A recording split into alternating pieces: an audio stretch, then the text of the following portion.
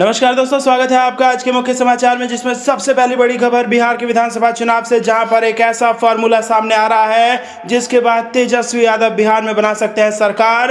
RJD नेता ने कर दिया है बड़ा दावा। और इसी के साथ दूसरी बड़ी खबर में आपको बताएंगे कि बिहार में नई सरकार की गठन में फंसा पेच, भाजपा जेडीयू में अभी तक नहीं बन पाई है सहमति। और तीसरी बड़ी खबर में जिक्र होगा कि दिल्ली में नहीं थम रहा है कोरोना का संक्रमण, अमित शाह ने आज बुलाई समीक्षा बैठक और अरविंद केजरीवाल भी इसमें होंगे शामिल। दोस्तों, हर एक खबर की गहराई में आपको ले जाएंगे, लेकिन उससे पहले अगर आपको भी ऐसा लगता है कि नीतीश कुमार बिहार के अगले मुख्यमंत्री नहीं बनेंगे, तो आप अभी इस वीडियो को लाइक कीजिए और इस लाल बटन को दबा के इस चैनल को फ्री में सब्सक्राइब करके घंटी बजाकर कमेंट में लिखिए जय हिंद। दोस्तों, रुक करते हैं तमाम बड़ी खबरों की तरफ।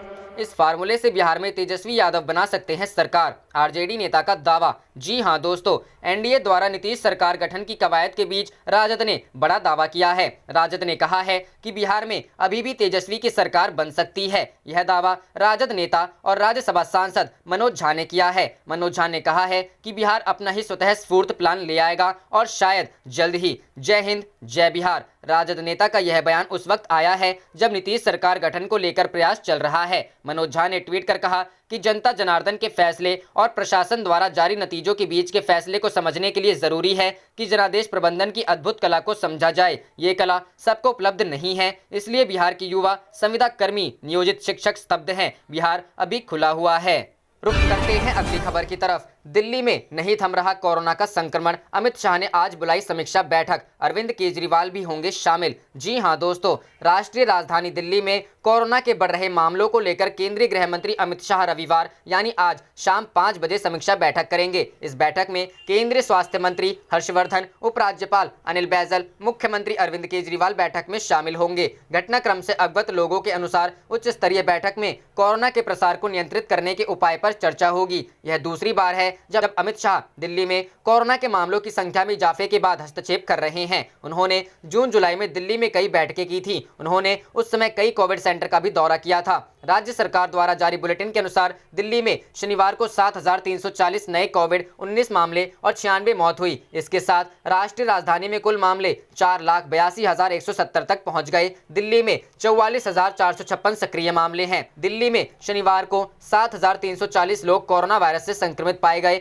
जबकि 96 संक्रमितों ने दम तोड़ दिया। स्वास्थ्य विभाग के बुलेटिन में बताया गया है कि दिल्ली में एक दिन पहले 49,645 नमूनों की जांच की गई थी। संक्रमण की दर 14.78% है। बुलेटिन के मुताबिक दिल्ली में शनिवार को 96 संक्रमितों ने दम तोड़ दिया, जिसके बाद राष्ट्रीय राजधानी की मृतक संख्या 7,519 तक पहुंच गई है। दिल्ली में संक्रमण का इलाज करा रहे मरीजों की संख्या शनिवार को बढ़कर 44,456 पहुंच गई। इससे पहले दिल्ली के मुख्यमंत्री अरविंद केजरीवाल ने शुक्रवार को कहा कि दिल्ली में एक बार फिर कोरोना के मामले बढ़ रहे हैं और इसका सबसे बड़ा कारण प्रदूषण है। दिल्ली के लोगों ने पिछले महीने तक कोरोना पर काबू पा लिया था, लेकिन प्रदूषण के कारण इसमें फिर से वृद्धि देखी जा रही है। अरविंद केजरीवाल ने कहा कि उम्मीद है कि दिल्ली में कोविड-19 की स्थिति अगले 7-10 दिनों में नियंत्रण में आ जानी चाहिए। इसके लिए हम अगले सप्ताह कई जरूरी कदम उठाने पर विचार कर रहे हैं।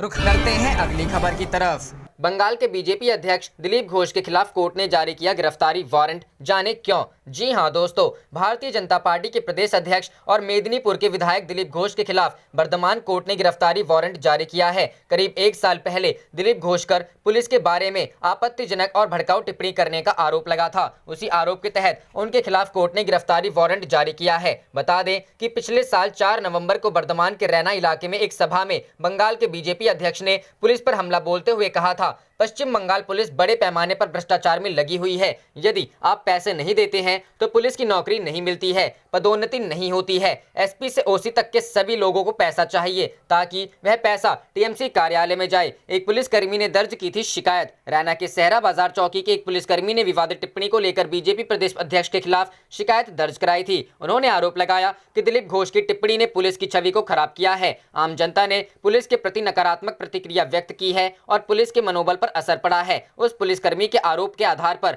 दिलीप घोष के खिलाफ कई धाराओं के तहत मामला दर्ज किया गया था। पुलिस ने इस साल फरवरी में मामले की चार्जशीट पेश की थी और उसी मामले में बीजेपी प्रदेश अध्यक्ष के खिलाफ अदालत में गिरफ्तारी वारंट दायर किया गया था। वर्धमान अदालत ने शुक्रवार को अर्जी मंजूर कर ली। रुख करते हैं अगली खबर की तरफ। बिहार में एनडीए को काफी कमजोर बहुमत, नीतीश कुमार ज्यादा दिनों तक नहीं रह पाएंगे मुख्यमंत्री, मनोज झा। जी हां दोस्तों, बिहार में सरकार बनाने की कवायद तेज हो चुकी है। आज मुख्यमंत्री आवास पर एनडीए के घटक दलों की अहम बैठक होने जा रही है, जिसमें बीजेपी के कदावर नेता और रक्षा मंत्री राजनाथ सिंह और महाराष्ट्र के पूर्व मुख्यमंत्री देवेंद्र फडणवीस भी शामिल होंगे। इस बीच राष्ट्रीय जनता दल के वरिष्ठ नेता मनोज झा ने शनिवार को कहा कि जनता दल के मुखिया नीतीश कुमार के पास बहुत कम बहुमत है। उन्होंने एक बार फिर भारतीय जनता पार्टी पर चुनाव में धांधली करने का आरोप लगाया। उन्होंने नीतीश कुमार पर 2017 में महागठबंधन से राष्ट्रीय जनतांत्रिक गठबंधन में जाने के लिए लोगों के जनादेश के साथ खिलवाड़ करने का आरोप लगाया। साथ ही कहा कि बिहार की जनता अब जाग गई है।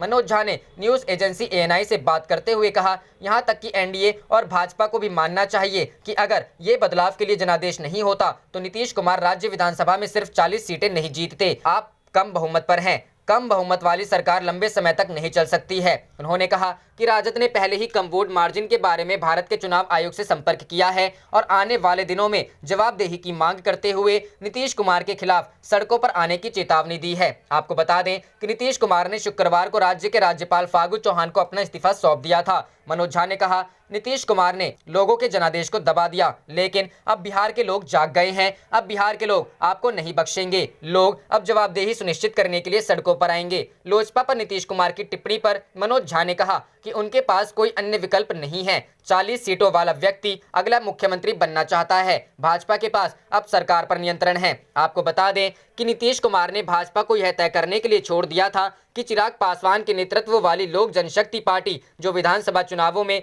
जेडीयू के खिलाफ चुनाव लड़े, एनडीए में रहेगी या नहीं। मनोज झा ने कहा कि चिराग पासवान ने मुख्यमंत्री नीतीश कुमार और डिप्टी सीएम सुशील मोदी के रवैये पर सवाल उठाए थे। उन्होंने कोरोना लॉकडाउन के बीच मजदूरों को घर वापस जाने में हुई परेशानी को लेकर सरकार को कटघरे में खड़ा किया था। रुख करते हैं अगली खबर की तरफ। बिहार में नई सरकार की गठन में फंसा पेच, बीजेपी जेडीयू में अभी तक इस पर नहीं बन पाई है सहमति। जी हां दोस्तों, बिहार में नई सरकार की गठन के लिए बैठकों का दौर जारी है। सब कुछ ठीक रहा तो आज नीतीश कुमार के मुख्यमंत्री बनाने पर अंतिम मुहर लग जाएगा और यह भी फैसला हो जाएगा कि नीतीश कुमार कब यानी किस दिन 7वीं बार मुख्यमंत्री पद की लेंगे शपथ। लेकिन यह सब इतना भी आसान नहीं है। दरअसल विधानसभा अध्यक्ष पद को लेकर भाजपा जेडीयू में पेच फंस गया है। बीजेपी और जेडीयू दोनों अध्यक्ष पद को लेकर अड़े हैं। बीजेपी चाहती है कि इस बार स्पीकर पद उसको मिले, लेकिन जेडीयू का कहना है कि जब से एनडीए की सरकार बनी तब से उनका ही विधानसभा अध्यक्ष रहा है, ऐसे में इस बार भी उसी का स्पीकर होना चाहिए। वहीं बीजेपी का कहना है कि जेडीयू का सीएम तो उनका विधानसभा अध्यक्ष होना चाहिए। आपको बता दें कि 2005 से लेकर 2020 तक जेडीयू का ही स्पीकर रहा है। इस बार भी नीतीश कुमार चाहते हैं कि पहले की तरह विधानसभा अध्यक्ष की कुर्सी उनकी पार्टी के पास ही रहे। फिलहाल विजय कुमार चौधरी विधानसभा अध्यक्ष हैं और नीतीश कुमार उन्हें इस पद पर बनाए रखना चाहते हैं। दरअसल विधानसभा में स्पीकर की भूमिका अहम होती है और जिस पार्टी का विधानसभा अध्यक्ष होता है उसे अप्रत्यक्ष तौर काफी फायदा मिलता है, क्योंकि किसी भी दल को पूर्ण बहुमत नहीं मिला है। ऐसे में विधानसभा अध्यक्ष की कुर्सी अहम हो जाती है। आपको बता दें कि 2020 विधानसभा चुनाव के नतीजे आने के बाद ऐसा पहली बार हुआ है जब 74 सीटें जीतकर बीजेपी बड़ी पार्टी बन गई है और नीतीश कुमार की जनता दल यूनाइटेड 43 सीट जीतकर छोटे भाई की भूमिका में आ चुकी है। ऐसे में सवाल उठता है कि क्या बीजेपी मुख्यमंत्री पद के साथ साथ जेडीयू अध्यक्ष पद भी देने के लिए तैयार हो जाएगी। रुख करते हैं अगली खबर की तरफ। बीजेपी विधायक मोहन सिंह बिष्ट और 21 अन्य के खिलाफ एफआईआर के लिए याचिका, कोर्ट ने पुलिस से मांगी रिपोर्ट। जी हां दोस्तों, दिल्ली की एक अदालत ने फरवरी में उत्तर पूर्वी दिल्ली में दंगों में कथित तौर पर संलिप्तता के कारण भाजपा विधायक मोहन सिंह बिष्ट समेत 22 लोगों के खिलाफ एफआईआर दर्ज करने का अनुरोध करने वाली शिकायत पर की गई कार्रवाई के बारे में पुलिस को रिपोर्ट पेश करने का निर्देश दिया है। मेट्रोपॉलिटन मजिस्ट्रेट राकेश कुमार रामपुरी ने खजूरी खास थाना प्रभारी को 10 दिसंबर तक रिपोर्ट दाखिल करने का निर्देश दिया है। अदालत मोहम्मद मुमताज की शिकायत पर सुनवाई कर रही थी। उन्होंने आरोप लगाया है कि ये सभी 21 लोग दंगाई भीड़ का हिस्सा थे और इन्होंने उनके इलाके में लोगों पर हमला किया और उनकी संपत्तियों को क्षतिग्रस्त किया। अदालत ने 11 नवंबर के अपने आदेश में कहा कि मुमताज के वकील ने कहा है कि शिकायतकर्ता ने अपना मामला दर्ज कराने और कानूनी कार्रवाई के लिए पुलिस प्राधिकार का रुख किया था। अदालत ने कहा कि संबंधित संबंधित एसएचओ को मौजूदा शिकायतकर्ता की शिकायत पर उठाए गए कदमों को लेकर रिपोर्ट अगली सुनवाई तक दाखिल करने का निर्देश दिया जाता है। शिकायत में करावल नगर के भाजपा विधायक बिष्ट और अन्य लोगों के खिलाफ एफआईआर दर्ज करने के लिए निर्देश देने का अनुरोध किया गया है। शिकायत के मुताबिक भीड़ ने उनके इलाके समेत कई मुस्लिम बहुल इलाकों में घरों पर पेट्रोल बम फेंके और आग लगा दी। आरोप लगाया गया कि कुछ देर बाद मोहन सिंह बिष्ट अपने ड्राइवर और एक अन्य व्यक्ति के साथ आए थे और उनके पहुंचते ही भीड़ ने मोहन सिंह बिष्ट जिंदाबाद के नारे लगाए। शिकायत में दावा किया गया है कि मुमताज अपनी शिकायत दर्ज कराने के लिए दयालपुर थाना गए, लेकिन वहां मौजूद पुलिस अधिकारी ने कहा कि अज्ञात लोगों के खिलाफ मामला दर्ज कराया जाए।